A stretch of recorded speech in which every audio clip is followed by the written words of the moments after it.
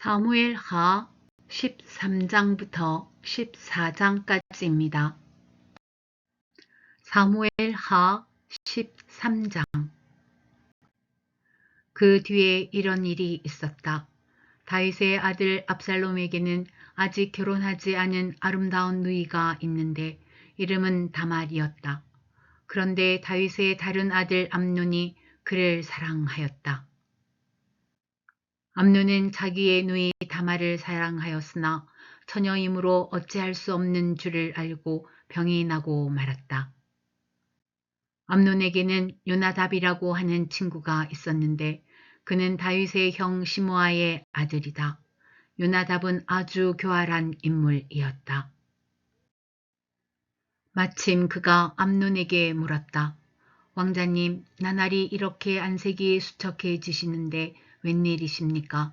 나에게 그 까닭을 알려주지 않으시겠습니까? 암논이 그에게 말하였다. 나의 아우 압살롬의 누이 다말을 내가 사랑하고 있기 때문이요.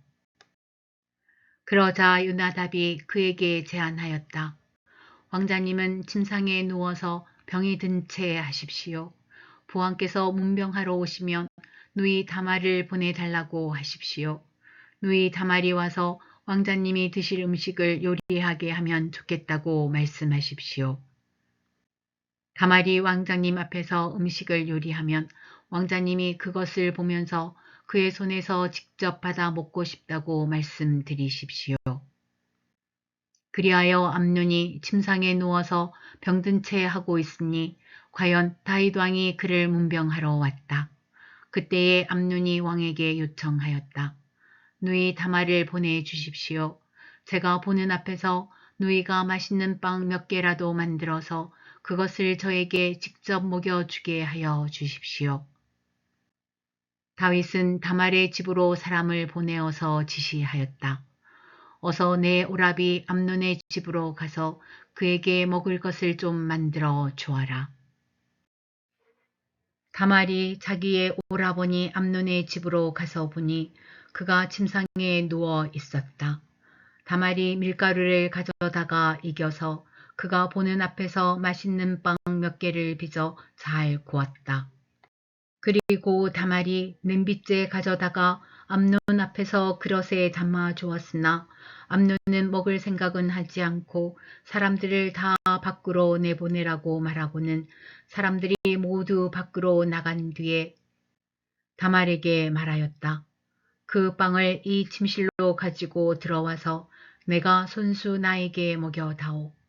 그래서 다말은 손수 만든 빵을 들고 자기의 오라버니 암논의 침실로 들어갔다.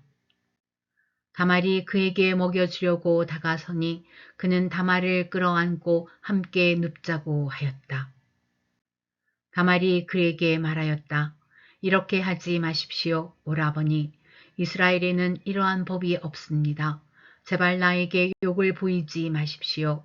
제발 이런 악한 일을 저지르지 말아 주십시오. 오라버니가 나에게 이렇게 하시면 내가 이런 수치를 당하고서 어디로 갈 수 있겠습니까?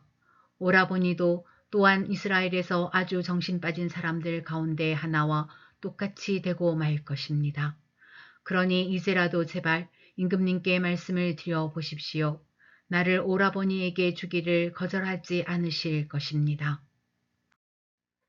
다말이 이렇게까지 말하는데도 암논은 다말이 애원하는 소리를 들으려고 하지도 않고 오히려 더 센 힘으로 그를 눕혀서 억지로 욕을 보였다. 그렇게 욕을 보이고 나니 암논은 갑자기 다말이 몹시도 미워졌다. 이제 미워하는 마음이 기왕에 사랑하던 사랑보다 더하였다. 암논이 그에게 당장 일어나 나가라고 소리를 버럭 질렀다. 그러자 다말이 암논에게 말하였다. 그렇게 하시면 안 됩니다. 이제 나를 쫓아내시면 이 악은 방금 나에게 저지른 악보다 더 큽니다. 그런데도 암논은 다말의 말을 들으려고 하지도 않고 오히려 자기의 시중을 드는 하인을 불러다가 명령하였다. 어서 이 여자를 내 앞에서 내쫓고 대문을 닫고서 빗장을 질러라. 암논의 하인은 공주를 바깥으로 끌어내고 대문을 닫고서 빗장을 질렀다. 그때의 다말은 소매에 색동으로 술을 놓은 긴 옷을 입고 있었다. 공주들은 시집가기 전에는 옷을 그렇게 입었다. 이제 다말은 머리에 재를 끼얹고 입고 있는 색동 소매 긴 옷도 찢고 손으로 얼굴을 감싼 채로 목을 놓아 울면서 떠나갔다. 다말의 오라버니 압살롬이 다말을 보고 물었다. 내 오라비 암논이 너를 건드렸지. 얘야, 암논도 내 오라비이니 지금은 아무 말도 입 밖에 내지 말아라. 이 일로 너무 근심하지 말아라. 그리하여 다말은 그의 오라버니 압살롬의 집에서 처량하게 지냈다. 다윗 왕은 이 이야기를 모두 듣고서 몹시 분개하였다. 압살롬은 암논이 누이 다말에게 욕을 보인 일로 그가 미웠으므로 암논에게 옳다거나 그러다는 말을 전혀 하지 않았다.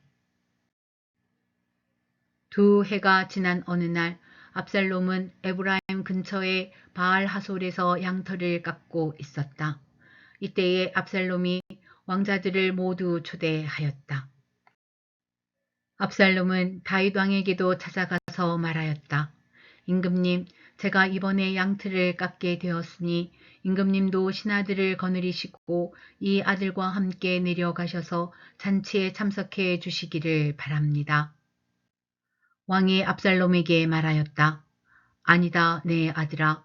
우리가 모두 따라가면 너에게 짐이 될 터이니 우리는 가지 않으마. 압살롬이 계속하여 간청을 하였지만 왕은 함께 가고 싶지 않아서 복을 빌어 주기만 하였다. 그러자 압살롬이 말하였다.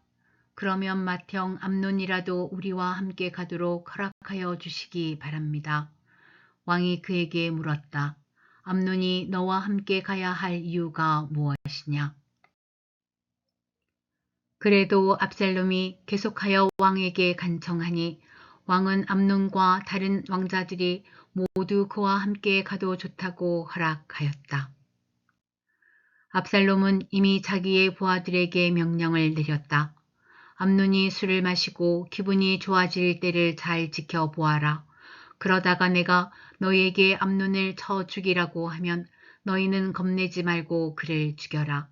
내가 너희에게 직접 명령하는 것이니 책임은 내가 진다. 다만 너희는 용감하게 주저하지 말고 해치워라. 마침내 압살롬의 부하들은 압살롬의 명령을 따라서 하라는 그대로 암논에게 하였다. 그러자 다른 왕자들은 저마다 자기 노새를 타고 달아났다. 그들이 아직도 길에서 달아나는 동안에 다윗에게는 압살롬이 왕자들을 모조리 쳐 죽여서 한 사람도 살아남지 못하였다는 소식이 들어갔다. 왕은 자리에서 일어나서 입고 있는 옷을 찢고 땅바닥에 누워 버렸고 그를 모시고 서 있는 신하들도 다 옷을 찢었다. 그때에 다윗의 형 시므아의 아들인 요나답이 나서서 말하였다. 임금님, 젊은 왕자들이 모두 살해되지는 않았습니다. 암논 한 사람만 죽었습니다. 암논이 압살롬의 누이 다말을 욕보인 날부터 압살롬은 그런 결심을 하고 있었습니다. 그러니 이제 높으신 임금님께서는 왕자들이 다 죽었다고 하는 뜬소문을 듣고 상심하지 마십시오. 암논 한 사람만 죽었을 따름입니다. 그 사이에 압살롬은 도망쳐 버렸다. 바로 그때에 예루살렘의 보처병 하나가 호로나임 쪽에서 많은 사람이 언덕을 타고 내려오는 것을 보고서 왕에게 알렸다. 그러자 요나답이 왕에게 아뢰었다. 틀림없습니다. 왕자님들이 돌아오시는 것입니다. 이 종이 이미 말씀드리지 않았습니까? 요나답이 말을 막 마치는데 왕자들이 들어와서 목을 놓아 울기 시작하였다. 왕도 통곡하고 모든 신하도 통곡하였다. 압살롬은 도망하여 그수랑 암미우스의 아들 달메에게로 갔고 다윗은 죽은 아들 암논 때문에 슬픈 나날을 보냈다. 압살롬은 도망한 뒤에 그술로 가서 그곳에 3해 동안 머물러 있었다. 그러는 사이에 다윗 왕은 암논을 잃었을 때에 받은 충격도 서서히 가라앉았고 오히려 압살롬을 보고 싶어 하는 마음이 점점 간절해졌다. 사무엘하 14장. 왕의 마음이 압살롬에게로 쏠리는 것을 수리아의 아들 요압이 알았다. 요압이 드고아로 사람을 보내어 그게에서 슬기로운 여인 한 사람을 데리고 와서 부탁하였다. 그대는 초상당한 여인처럼 행동하시오. 몸에는 상복을 입고 머리에는 기름도 바르지 말고 이미 오랫동안 죽은 사람을 애도한 여인처럼 꾸민 다음에 임금님 앞으로 나아가서 내가 일러주는 대로 호소하시오. 요압은 그 여인에게 할 말을 일러주었다. 드고아에서 온 그 여인은 왕에게로 나아가서 얼굴이 땅에 닿도록 엎드려서 절을 한 뒤에 임금님 저를 살려주십시오 하고 애원하였다. 왕이 여인에게 무슨 일이냐 하고 물으니 그 여인이 이렇게 하소연하였다. 저는 남편이 죽어서 가련한 과부가 되었습니다. 이 여종에게 2 아들이 있는데 들에서 서로 싸우다가 말리는 사람이 없으므로 아들 하나가 다른 아들을 죽였습니다. 그런데 이제는 온 집안이 들고 일어나서 이 종에게 형제를 때려 죽인 그 아들을 내놓으라고 합니다. 죽은 형제의 원수를 갚고 살인자를 죽여서 상속자마저 없애버리겠다고 합니다. 그들은 저에게 남아있는 불씨마저도 꺼버려서 제 남편이 이 땅에 이름도 자손도 남기지 못하게 하려고 합니다.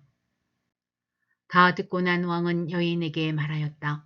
이 문제를 두고서는 내가 직접 명령을 내리겠으니 집으로 돌아가거라. 그러나 드고와 여인은 왕에게 아뢰었다.